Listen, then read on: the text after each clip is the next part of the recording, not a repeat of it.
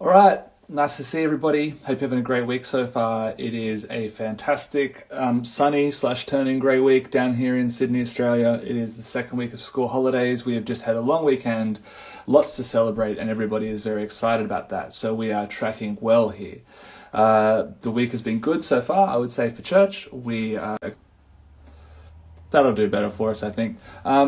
We're excited about our mega prayer meetings this morning, which is going to be really, really great. Also, incredibly excited about mega prayer meeting Thursday night, which will be 7 p.m. Sydney time, which is going to be real good. In the meantime, we have team night back next week. We have church, obviously, coming on Sunday, which we're really, really looking forward to. So things here, I would say, are 10 out of 10. And I don't want to waste any time with you hearing from me. I would much rather hear from this week's special expert, which I think is going to be a real winner for us. So let's get live to that. I am going to call in my good friend, Muchiri Gateri. Muchiri Gateri, I don't know if you are here. Let's find out if you are. 1 second, let's get rid of that. Now, Mush, you should be here by the time I get to you. Where are you? There you are. Mush, do you read? Come in. Yes, sir. How's it going, man? Doing all right. How are you? Great, man. Nice to see you. Did you just refer to me as a special expert? I don't know. I was either a guest or special expert or something. One of That's those. so funny. Both of those. Could have been all Yeah, of those. right. How's the morning I there? guess so. Yeah, good. We've got, like I think you said there, we've currently the teams across in one of our buildings getting ready for the mega prayer night across for our Americas and all that. And yeah, it's great. So far, so good. The morning is It is. well and truly off to a decent start. So It really is. Nice to see you, Gathering Place Church. Hi there, Rico. Pedro, great to see you. Michelle is here. Man, people are stoked that you're here. It's a good time, Mush. I like that we both have matching art in the background, so we're in sync already. figured I'd try and do something. Just have a Now, blank wall. we're going to get straight into the big stuff today, Mush. And we're not going to Right. mess around with any of this kind of temporal things. We're going to get straight into the eternal, the things that are of great significance, and the things that matter most in this world.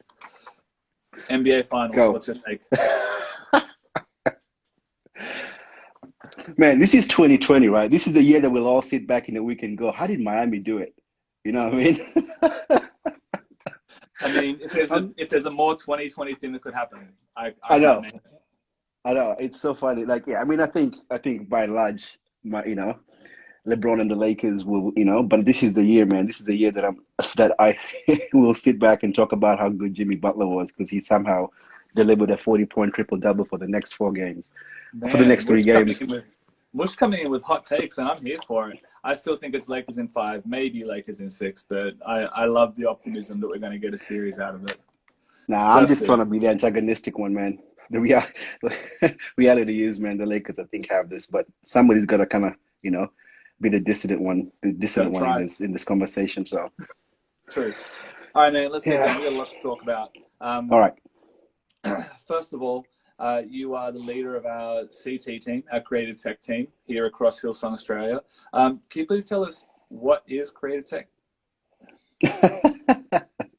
I should ask you to kind of, give us that definition so I can see if it's actually, making sense. But no, it's what's traditionally maybe called as production regarding, in terms of, especially the church circles, even beyond. It's the audio, video, lighting, set and staging aspects, and anything that kind of touches those. In 2020, I feel like the lines are blurred. So even defining it that way potentially boxes it too much. But that's traditionally what has been known as the AVL staging team and all the rest of that. So yeah, All right, cool. really briefly. So with everything that we've done as a church, following our leadership to move towards church online in this season, obviously a really big shift for your team, maybe more than anyone else's, in terms of, I know everyone's dealing with the move, online church, this and that, but your team had to carry a lot of that change. Talk to us about what the pivot has meant for your team, Creative Tech, what's changed since kind of going to right now exclusively online church in most of our locations.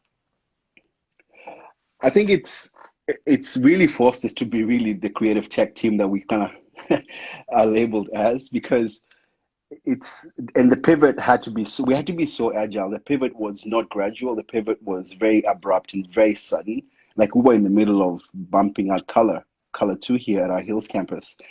Literally, that's not metaphorical. We're literally in the middle of it. Like we're in the room. There was a bunch of contractors in the room pulling stuff down and trying to put stuff up, getting ready for the next weekend. And then we had the whole announcement. And then we all just literally downed tools in one room, went across the car park, and began trying to figure out what we're going to do for church that weekend because we're not going to be meeting. And then 7 months later, here we are. So I think the key operative word for this season has been agile, or agility, I should say. Yeah. And I think, in a true sense, trying to be a creative technology department, because we had to adapt the technology that we had in our hands to be able to deliver church in a whole different way. One really simple example from a team perspective is that, there is no front of house engineers right now in terms of audio. Those have the last, like I know as far as our teams, the last time they mixed was a Sunday in March or whatever it was. So all those guys had to, in a sense, rethink their contribution to our team. And we had to kind of, both as well as the technology, but even just the people, what they bring to the team, broadcast audio engineers, lighting, being able to, in a sense, adopt more broadcast approaches to how we deliver church, which meant integration with our film and TV team and how we work with them and to be able to deliver the services. So a lot of collaboration, a lot of agility, a lot of flexibility, a lot of open-minded thinking, and a lot of, patience as well. Yeah, it's interesting. We have a lot of questions, even knowing that we were talking to you today, a lot of questions from, I assume, other churches and production teams talking about the equipment they do or don't have, the gear that they need, how it's hard for them to do online church because they don't have this, that, or the other. And all those things are real challenges. But to hear you talk about it, the biggest shift was in people and mindset rather than in gear. I mean, it's easy for us to say that because we're blessed to have resource and equipment and those things, but you would say the biggest change that we had to make was in mindset and approach to our team. Is that right? 100%, because the technology only ever does what it's told to do by the people. So if the people are not thinking in the right direction, then the technology will not give you any answers you don't already have as far as you're thinking. So I think for us, yes. Bro, that's so good. Well, the thing is, because it's like technology is interesting, right? But technology is kind of, in a sense, it's just a tool. It's just a means to an end, right? So having the technology is great and it's fantastic. But I can tell you now, like, we haven't necessarily made significant changes to what it is that we had. And yes, and you're right, we are blessed to be able to have, resource that we can just adapt and all that. But at the same time, it's the larger challenges was trying to re-establish a new goalpost and establish a new, I guess, mode of functioning and get us creatively thinking a different path. We didn't have rooms in which we can kind of, we traditionally have rooms of thousands of people all the way up to conference level where we kind of create live experiences within the room. And that's something we've done for 37 years plus. However, right now, what church needed is right now is to be able to create this sense of community and this sense of, and help our pastors' voices go as far as they can in this season, right? Using the same technology we had. And we had to think like that. We couldn't get wrapped up in the technology. We had to actually begin to understand what Pastor Brian and Robbie wanted to do in this season to keep their voices in front of our church and to keep, I guess, the presence of Hillsong Church as Hillsong Church and the vision of Hillsong Church as what it is and what we know it to be. And that's what I think was the biggest challenge. Once you have that, you'll be surprised what you can do with the existing technology you have, right? No, seriously, you really would be surprised because it's not. I'll go as far as saying your biggest hurdle is not in the technology. It's actually in reestablishing vision, connecting with your senior pastor and your leadership in terms of what they believe the season is meant to be, and then trying to draw a line from that to what your role is within the team. So that's the biggest challenge. Wow, dude, so good. I love this already. Let's stay on that. Let's go to my last question, and we'll make it my second question, whatever. We had a few people talk about how do you, I feel like you exemplify this really well. Talk to us about some keys to building relationships with the people who are establishing the vision of either the service or the church or the medium. In our case, it's Pastors Brian and Bobby, key pastors, people in charge of kind of setting the tone and setting the vision for the church. How do you build relationship with them? How do you get on the same page as them? How do you support their vision well? A lot of people wanted to know that. I listen, and honestly, it sounds such a simplistic answer, but Pastor Brian, I can't speak for anybody else, but Pastor Brian here, you only have to hear him speak at a staff meeting and at a heart and soul, even on the weekend. And you begin to really, like, it won't take you long to be able to form a picture of what it is that he cares about. Then my challenge then becomes to, if I take that, then I need to take that and give that language to the team that I'm responsible for. So when we're making technological decisions or strategic decisions in terms of how we're gonna redirect our teams or the technology, it's got to be in that, but it begins with listening.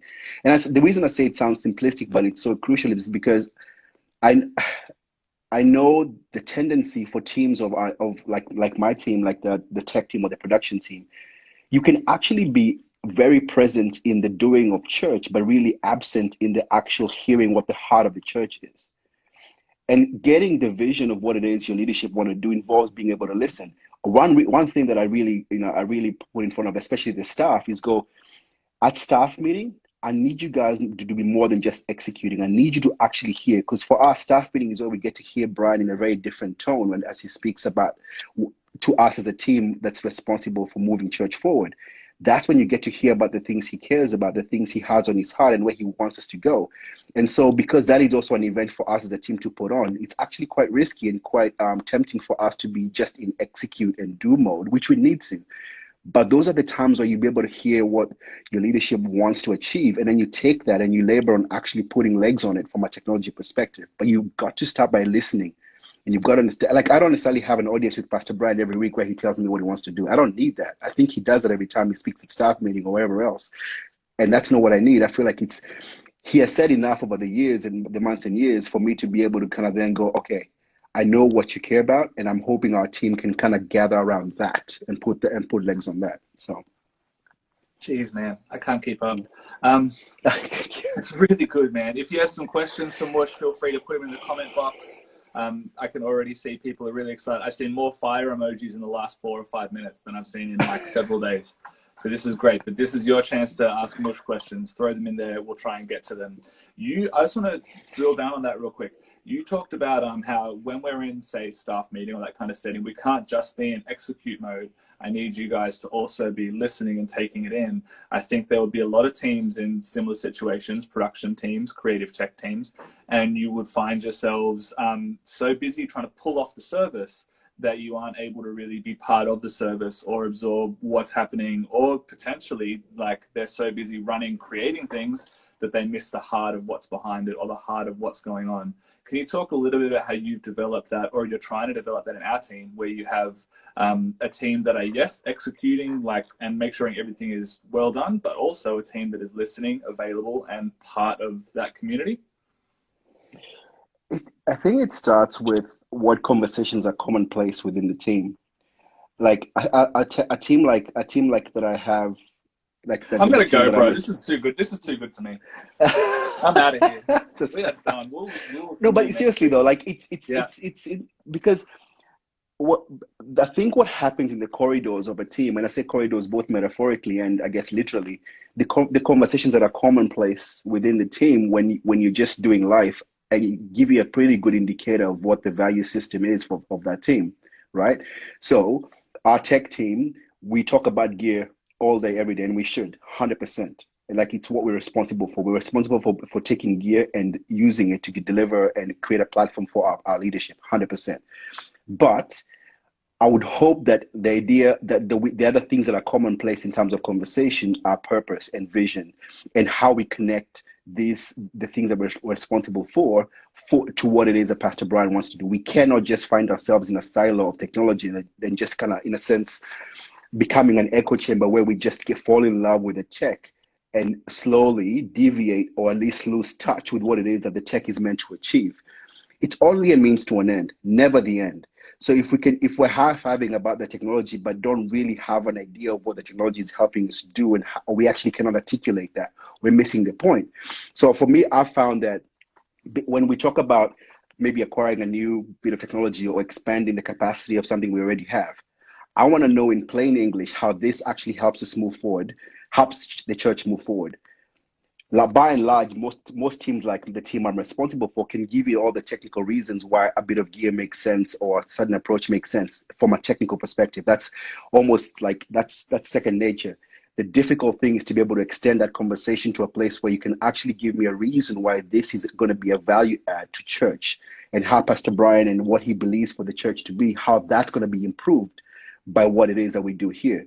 And then there's a whole idea of stewardship and all that, which stewardship is not just not spending money. Stewardship is spending money the right way and spending resource the right way. So those conversations need to become commonplace just as much as the actual gear conversations are, because I think we're a church and we're not just a production house. You know, I mean, we are a church who is responsible for, in a sense, advancing the gospel, advancing what it is the mandate of Hillsong Church is. And that involves being able to have some of those conversations become as commonplace as anything to do with gear. So, right. I love that, man. It's so good. Let's push on that a bit further, and maybe it's a similar question, but I want to throw it at you a different way on the back of that. Talk to us about how you build people in your team who love not just their craft, but also love the church. How do you build that in people where they're not so caught up in their chance to mix, engineer, whatever else, but they love why we're doing it, not just what we're doing? How do you build that in CT people? I think it's exactly what you said, that you've got to keep the why in front of people consistently.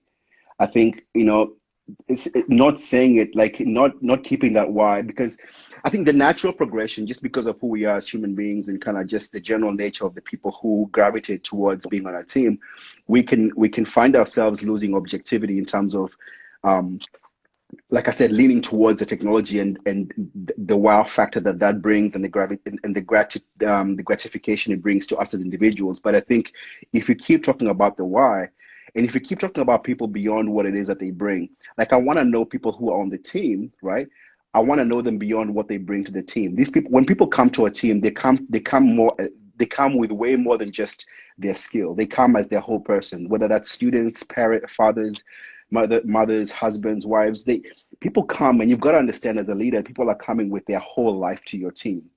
So when they do that, you've got to understand that that's how you need to treat them, and that's how you need to interact with them. You know, I mean, they're coming as Christ followers first before they're front of house engineers. So if I don't have a platform that allows me to discuss faith and discuss where they're at with, you know, home and how they're navigating this season, this COVID season in terms of family life and everything else, and understand how that all those things, actually the interplay of those is what makes us, you know, actual human beings. Like I missed the point. So I feel like for me, I found it very necessary to make sure that the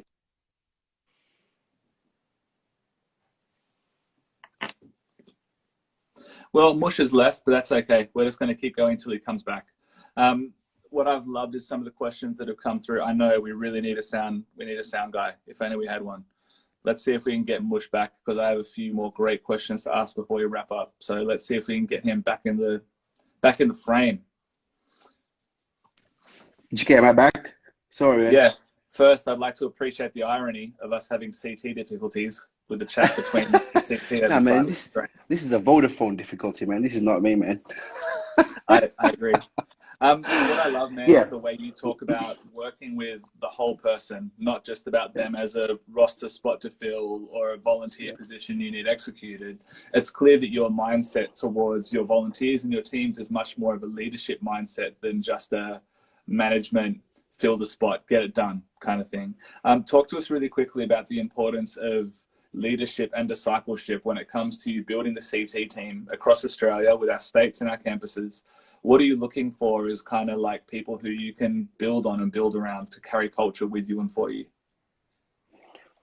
I think the fact that we are a church means that discipleship is not something we just, in a sense, abdicate to the people that have a pastor title, or the people who, you know, in a sense, we see stand on stage and do all that. I think the fact that we're a church, the mandate as given by, you know, in the Gospels was not a, you know, it wasn't kind of exclusive to, you know, certain pockets of the Christian, I guess, community. No, I think it was just all of us here. All of us were, you know, go forth and make disciples of all men. Like that was not to, oh, if you're a pastor, or if you're a, you know, if you're this and if you're that. I think it's exactly that. So going back to the previous point of, in a sense, engaging with the whole person, it's because discipleship is actually at the core of what we're doing, or should be at the core of what we're doing.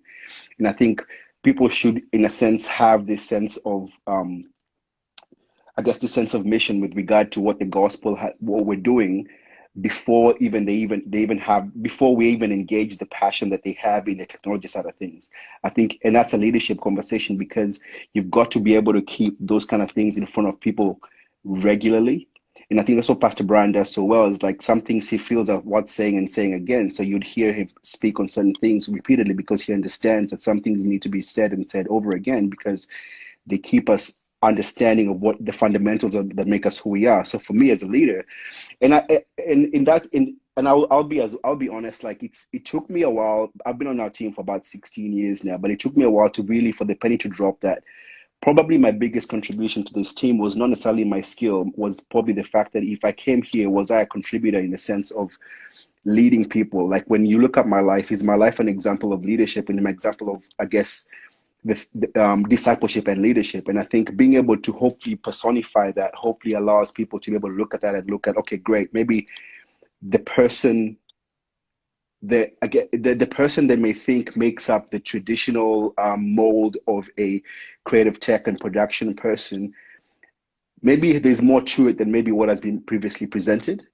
I think leadership goes across every area of church life. And I think Pastor Brian talks about this, like with every problem we have, it's generally a leadership problem. It's not about the issue itself. It's more a leadership problem, because for us, even though we solve things technically, they've got to be solved within the context of leadership. Like the decisions I've got to make, whether it's in solutions, in what the gear does, what the gear does not do, what the teams do and don't do. Those are leadership decisions. Those are not technical decisions. So I've hopefully got to understand that my leadership is actually probably especially where I am now, my leadership is probably the biggest thing I bring to this team, not necessarily the technical expertise. However, that's something that I hope that I would bring out of the people who come onto this team. Pastor Brian's, like, as far as the progress of the church, he wants to reach more people. We've got 30 plus locations here in Australia, right? Yeah. And there's and I don't even need to be, I don't have any inside information, but I know that will grow, and I know that will become more than 30. It will become 40, 50, whatever that is. So if that's really what I understand that Pastor Brian cares about, then I've got to be able to be building a team that can actually scale to that level. That is not a technical problem. That is actually a leadership challenge. So I've got to understand that between here and that point in time, how do I engage people? How do I build leadership into them that they can carry who we are beyond me being on? I can only ever be at one location at a time. So for the other 30 plus locations, I hope that they reflect the leadership and the heart of who we are as a church. But that's a leadership challenge, right? Yeah. Because it's more than sorry, go ahead. No, I love the way you talk about it, and you realize that it's not just a technical challenge, it's a leadership challenge, and you need to be building people as much as anybody else across church life. You don't get to, I love what you said, you don't get to kind of abdicate the title of disciple maker or leader just because your team don't have pastor in front of their name. It's not about a title, it's about what you guys are called to do. You talk about your development as a disciple, as a leader, realizing the best thing you brought to your team wasn't your skill on a console, which was considerable. It was actually about you as a culture creator and carrier. Tell us briefly, I know we've got to wrap up pretty soon, but your experience the last 6 months, what's something that the last 6 months, this kind of COVID period, has taught you about yourself or the way God works with you? I think I said this to the team really earlier on, is that, I don't know, like,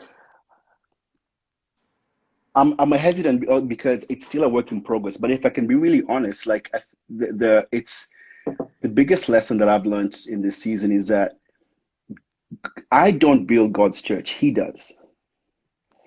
Honestly, and you say like, well, yeah, thanks for the revelation. No, but seriously though, because in terms of specifically what we do, right? We the way we work as a team, we get a set of we put our effort in. And we get this outcome immediately. Like we work on almost like 90-minute cycles in terms of services. We rehearse, we do a service, the outcome happens or doesn't happen. We reload, we do it again. But when you've got to take a step back and you actually got to trust that the effort you're putting in now, right, is actually there's no defined outcome that we had for this season. All we knew was we had to pivot. God was building his church. So the thing that we need to do was just put our effort and trust that God will take that effort and direct it in whatever way he sees fit. Our effort was never the difference maker. It's what God does with our effort. And that to me was such a, and I say revelation, it was not exactly a revelation because I've always known that, but I had to revisit that for myself and go, all he needs from me is a faithfulness to do what I know with what I have. And to trust that I've kept my heart open enough for him to speak into it when he needs to and redirect me. As far as the outcomes go, we actually are not it's actually not up to us to deliver outcomes. It's actually up to us to deliver effort that is faithful, to be stewards, to be disciplined, and to bring the effort. But the actual progress and the actual outcomes and the actual reach of what we do, that's really not on us. That's us bringing our offering to the table, and then God takes that and does with it what he will, But I think that's a really tough thing for some of the tech teams to understand, because when you don't hold as many cards as maybe you think you had before in terms of outcomes, in terms of controlling the narrative, in terms of being able to kind of promise and, assure a certain outcome, that's a very unsettling place to be, But I think, again, as a leader, I had to make sure that the team understood that, hey, we'll probably have some sleepless nights as we figure out this. We'll probably work really hard. We'll probably make, not have as much clarity in terms of what it is that we need to achieve and what this season, how long this season is going to go for, what we need to be doing, what's effective, what's not effective. But what God needs from us is just that faithfulness that he's always wanted from us. The actual progress and the actual building of his church is something that he does, And that's a pretty, on one hand, pretty reassuring place to be and freeing place to be, right? But I think that's all God wants from us. And I think the other thing is as well is that this season is not a season, it's not a placeholder season. I think, a lot of our team were feeling like, okay, we just need to find a way to kind of hold, Right. in a sense, just kind of keep things afloat until this kind of blows over, and then we'll pick up where we left off in March or whatever the case may be. And I challenged the team and I said, no, this season is actually God's going to do something that we have not seen in this season. So we can't approach the season with a sense of just put a bookmark in life and we'll pick it up when all this thing is over. No. God wants to do something. Take the church forward, take us forward, grow the team. We probably have capacity now to have conversations about things that we probably don't have because we've got so much going on and so much activity around our teams. So let's take those opportunities. Let's allow God to speak to us. All that kind of stuff we had room for, but it like I said at the beginning, there was a lot of, it felt quite, to be honest, quite chaotic at the beginning, you know what I mean? And so kind of finding our feet there was quite difficult, but I think that's kind of something that I feel like I'm still learning, and I'm still trying to make sure that I keep my heart in that space. Yeah. Because that's, like I said, there's no roadmap for this season, but God's not sitting there trying to recalibrate himself, no way. God's got a plan for this season. I think what we need to do is find ourselves aligned with him. And then from that point of view, make decisions and lead and decide whatever it is we want to do. So. I love it, man. We are very, very blessed to have you as part of our team, part of our squad, sitting where you're sitting, leading the CT team so well. Incredibly grateful. And thank you for taking some time with us this morning just to unpack kind of where you're at, where the team's at, what's coming next for you guys. I know I'm really excited to be part of the journey, and I'm sure everyone who's kind of along for the ride on this live this morning is as well. So why don't you jump in the comments and just thank Mush for the last 30 minutes of what felt like, I saw that our friend JP Styra called this a feedback loop of mic drops, which is what it felt like. Feedback loop. JP. Of mic drops. It was very well placed, which is great. Love it. No, thanks for having me. We have to go. We have mega prayer meeting starting in like 30 minutes. But before we get to that, I would love it if you would just take a few minutes to pray for everyone on the call watching now, people who are going to be watching it back later. If you would just pray from your heart for all of us and for this next little period, I'd be really grateful. Thank you, man. Yeah, cool. Thanks for having me, by the way. But yeah, Father, I thank you that you established the church to be an extension of your heart for humanity on this earth, Father. And so in this season where I guess humanity seems to be so unsettled, for various reasons, Father, that I pray that you would come and meet us at our point of need. I pray that, Father, your voice would cut through all the noise, Father, and we'd be able to hear what you are saying to us. Father, take our hands, take our heart, take our minds, Father, and may those be guided by heaven's input, Father. May we hear you amongst everything else that's going on, Father. And I pray for a sense of peace and a sense of calm for anybody who would feel the sense of being overwhelmed in this season, both on a personal level, but even on a corporate church level. Father, I know that there's needs that have been are represented in people who have been watching here, Father. And I pray for those with personal needs. I pray for those who are just navigating church life like us here, Father. I pray, God, there'd be a wisdom beyond their years that you'd grant them. I pray that you'd grant them um, this awareness of you, Father, that you are right there. You are no distance. You are no further away than you were before all this started, Father. And so we thank you that we get to do this alongside you. May the church shine brighter than it ever has in this season, Father. May we be instruments, Father, of your peace, so to speak, Father. Take us and use our hands, use our hearts, and use our skills, Father, to draw people to a closer relationship and awareness of you, Father. We thank you that we get to do this alongside you and you've called us. In Jesus' name, amen. Amen. Thank you, man. Amen. I've loved the last 30 minutes chatting with you. It is always so good. Everybody, please thank Mush. And this will get put up on our IGTV like pretty shortly. I would love it if you would share it with people either in your world or if you're part of another church, share it with your CT team and your leadership there, because that was too good to just keep to ourselves. So Mush, thanks again, man. Let's see Thank what you. happens. Thanks for having me, man. Let's see what happens with Game 4. Let's see what happens with Game 5. And we'll be back same time next week for more adventures, and we will find out exactly how accurate Mush's predictions were. We love you. See you later. Bye, everybody. Love it. See you guys. Bye-bye.